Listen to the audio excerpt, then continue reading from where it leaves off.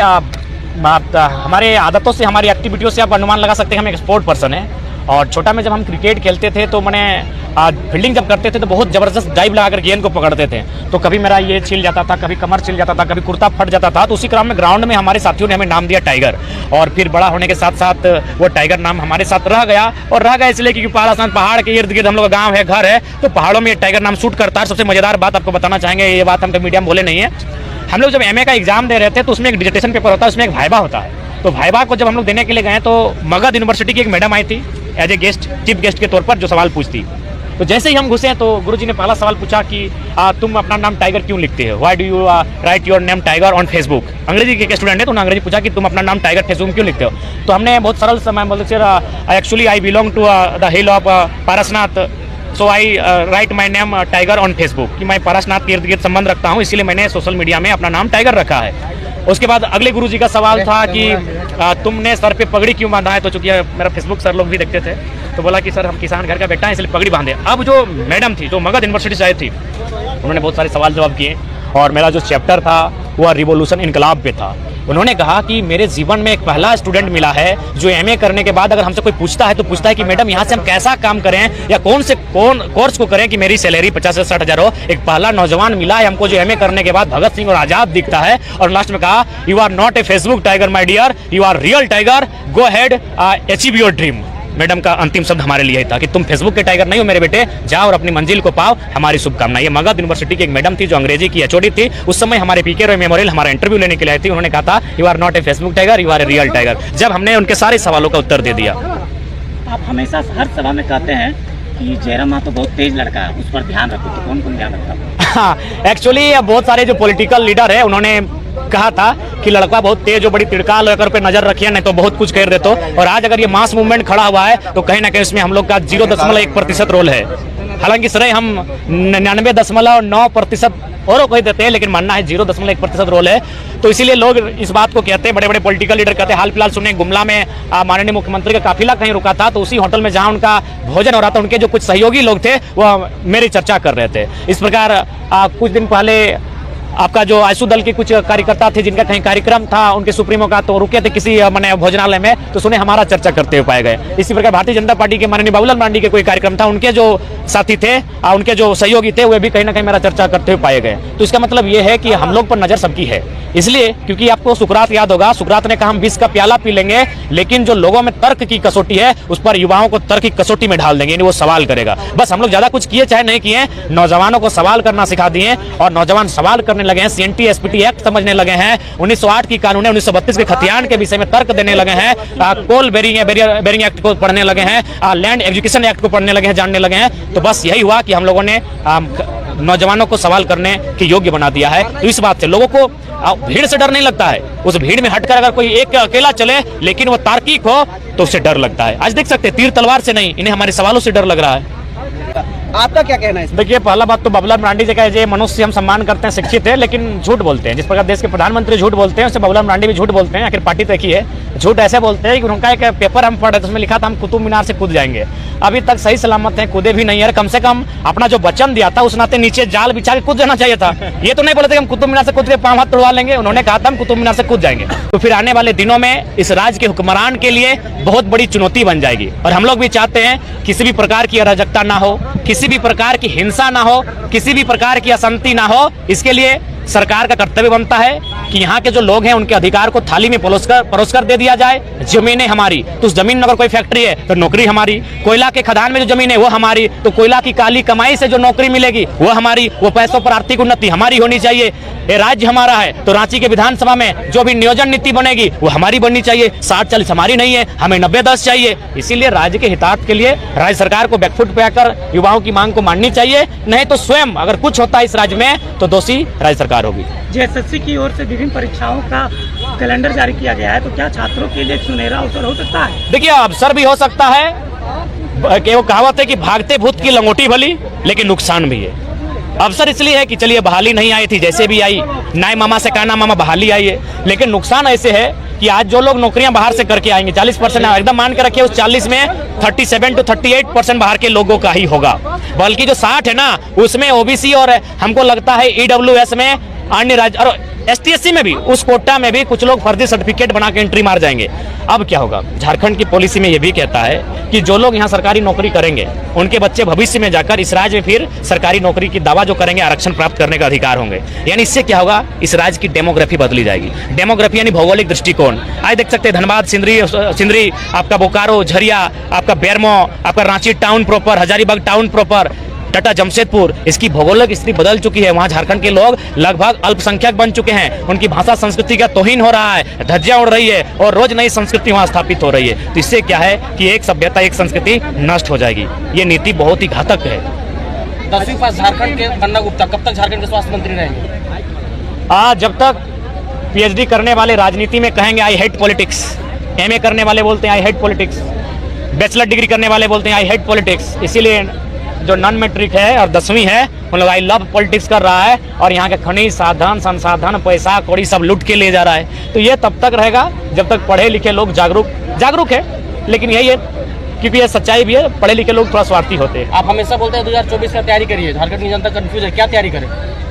जाहिर सी बात है 2024 में लोकसभा और विधानसभा का चुनाव है। तो भारत एक लोकतांत्रिक देश है और लोकतांत्रिक देश में तैयारी अगर करनी है तो अब चुनावी प्रक्रिया की तैयारी की जाए। आंदोलन साल भर से चल ही रहा है। चुनाव को भी आप मद्देनजर रखते हुए उसमें भी एक जोरदार कदम रखने का प्रयास करना चाहिए युवाओं को, ताकि इस राज्य को एक नई धारा, एक नई दिशा प्राप्त हो सके। नियोजन नीति को लेकर 3 दिन देखिए, इसके लिए तो राज्य की जनता का मूड होना चाहिए। कब तक वह मैंने नॉन मैट्रिक तो कभी बड़ी मुश्किल से इंटर किया है जो MP कोटा से, मैंने साथ हम लोग कहते हैं ना टानी टूनी मैट्रिक पास, ऐसे लोगों को बनाती रहेगी। तो अब उनको भी मूड बनाना चाहिए कि अब bachelor degree, master degree, doctor degree वाले युवाओं को पॉलिटिक्स में मौका मिले और उन्हें राज्य की बागडोर कमान को संभालने का अवसर दिया जाए। जयराम महतो के हर वीडियो में नेक्स्ट CM जयराम महतो लिखा हुआ आता है कमेंट में, लेकिन आपने अभी तक कोई चीज विस्तार नहीं किया। 2024 समीप है, बाबूलाल मरांडी कहते हैं कि 100% की नीति इस बार हम लाएंगे, 2024 में हमें लाइएगा। आपका क्या कहना है इसमें? देखिए, पहला बात तो बाबूलाल मरांडी जी का ये मनुष्य हम सम्मान करते हैं, शिक्षित है, लेकिन झूठ बोलते हैं। जिस प्रकार देश के प्रधानमंत्री झूठ बोलते हैं, उससे बाबूलाल मरांडी भी झूठ बोलते हैं। आखिर पार्टी तक ही है। झूठ ऐसे बोलते हैं कि उनका एक पेपर हम पढ़ रहे थे, उसमें लिखा था हम कुतुब मीनार से कूद जाएंगे।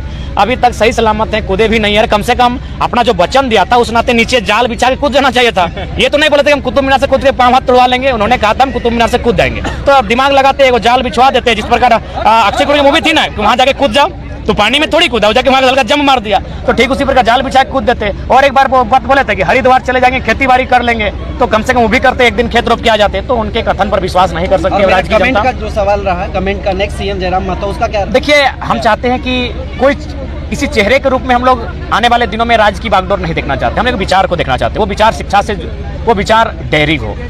हम बार बार कहें कि पढ़े लिखे नौजवानों को बागडोर दी जाए, लेकिन इस बार ये कहेंगे पढ़े लिखे निडर लोगों को, क्योंकि पढ़े लिखे लोग थोड़ा डरपोक भी होते हैं। इसलिए डरपोक होते हैं ना। आज अगर मेरा ही बात कीजिए, हम लोग भी PhD कर रहे हैं, हमको भी डर लग रहा था आंदोलन में आए कि नहीं आए, कैरियर का सवाल है, बाहरी के खिलाफ बोलें कि नहीं बोलें, क्या होगा नहीं होगा। तो पढ़े लिखे थोड़ा सा निडर नहीं होते हैं। तो पढ़ा लिखा प्लस निडर। अब आप बोलिए कि निडर बात ये कहाँ से आया?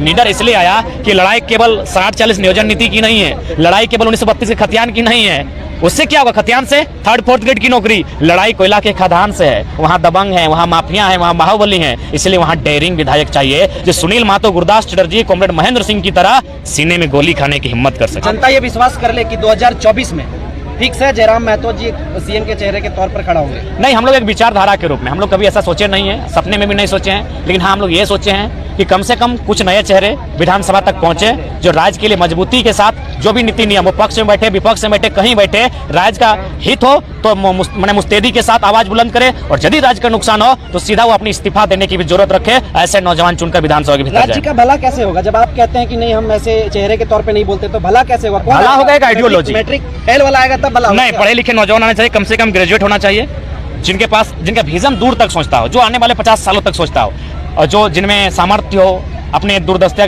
के साथ एक क्विक डिसीजन लेने का सामर्थ्य हो। जैसे अभी बात करें राज्य की समस्याएं हैं शिक्षा को लेकर, तो शिक्षा में अमूलचूल बदलाव होना चाहिए। उसके लेकर सिलेबस है तो आपका टेक्निकली बदलाव कर सकते हैं। इस तरह बहुत सारी चीजें हैं जिनमें हम लोग शिक्षा को लेकर बदलाव कर सकते हैं, क्योंकि अंग्रेजों की पद्धति और झारखंड की पद्धति मच नहीं खाएगी। उसी भाषा को झारखंड की सरल भाषाओं में थोड़ा सा ट्रांसलेट किया जाए। उसके बाद अगर आप आते हैं खनन नीति को लेकर, तो विशेष कुछ नहीं है। जिस प्रकार मध्य प्रदेश में है, महाराष्ट्र में है, वही खनन नीति झारखंड में स्थापित की जाए। 60-40 जो मुहिम चल रहा है, क्या झारखंड के लोग उसको रोक पाएंगे क्या? अभी जो लागू कर दिया गया है। देखिए, इसको लेकर मुझे लगता लगता है अब एक बहुत बड़ा मूवमेंट होना चाहिए और संभवतः चक्का जाम जैसी अगर स्थिति उत्पन्न होती है तो शायद राज्य सरकार बैकफुट पर आएगी। और इसके लिए चाहिए कि अब थोड़ा सा अभिभावक वर्ग, जो थोड़ा सा उम्रदराज वर्ग है, उनका भी समर्थन मिले। अभी तक स्टूडेंट आए हैं और कहीं ना कहीं स्टूडेंट नौसिखिया हैं, उनके पास गाइडलाइन का अभाव है, उनके पास जो है गाइड है, उनकी कमी है। तो उस दृष्टिकोण से मेरा मानना है कि अब थोड़ा सा अभिभावक टाइप के लोग आए, बड़े बुजुर्ग भी आए, महिलाएं भी भारी संख्या में आए और पूरे राज्य में 24 का 24 जिला, 264 के 264 प्रखंड, 32,000 गाँव में इसकी किलकारी गूंजे कि राज्य सरकार गलत नीतियां लेकर आई है। तो मुझे लगता है बदलाव आएगा। आप हमेशा बोलते हैं जब तक अधिकार नहीं तब तक शादी नहीं, युवाओं को बोलते हैं, लेकिन आपको देखने को मिला कि आप शादी में जाकर डांस करें, तो उसको कैसे देखें?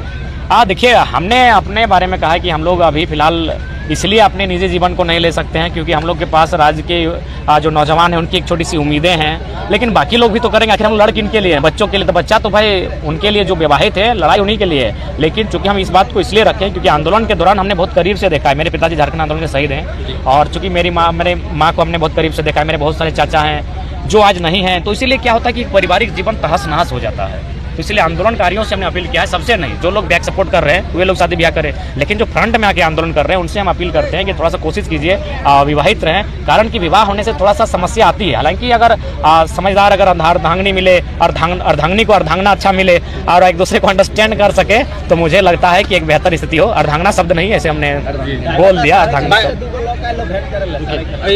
बन्ना गुप्ता का हाल ही में वायरल वीडियो पे वो बयान दिए, बन्ना गुप्ता का हाल ही में जो वायरल हुआ वीडियो उस पर वो बयान दिए, ये एडिटेड वीडियो है, इसके बारे में क्या कहना चाहेंगे? देखिए, सबसे पहला बात तो मैंने स्पष्ट कहा है कि जनता भूख प्यास से त्रस्त है, नौजवान अपनी नियोजन को लेकर ग्रस्त है और नेता मंत्री सुरा सुंदरी में मस्त है। तो ये सच्चाई है, राज्य की अश्लीलता जो ऊपर लोग बैठे। हालांकि इस प्रकरण में एक चीज़ सामने आया, एक आध जो स्त्री हैं उनका नाम आया, उस पर हम चाहेंगे, नौजवानों से अपील करेंगे कि भले आप मन्ना को आड़े हाथे लीजिए, लेकिन जो भी स्त्री है प्रयास कीजिए किसी भी प्रकार से उनका नाम मैंने शक और संदेह के आधार पर भी मीडिया प्लेटफॉर्म में, सोशल मीडिया प्लेटफॉर्म में नहीं आना चाहिए। वो एक स्त्री है। तो बन्ना का वायरल हुआ है तो वो एडिटेड कुछ भी नहीं है। बन्ना गंजी में पहना है, गंजी में कौन उसको एडिट कर दिया? पीछे आपका बैकग्राउंड इत्यादि इत्यादि।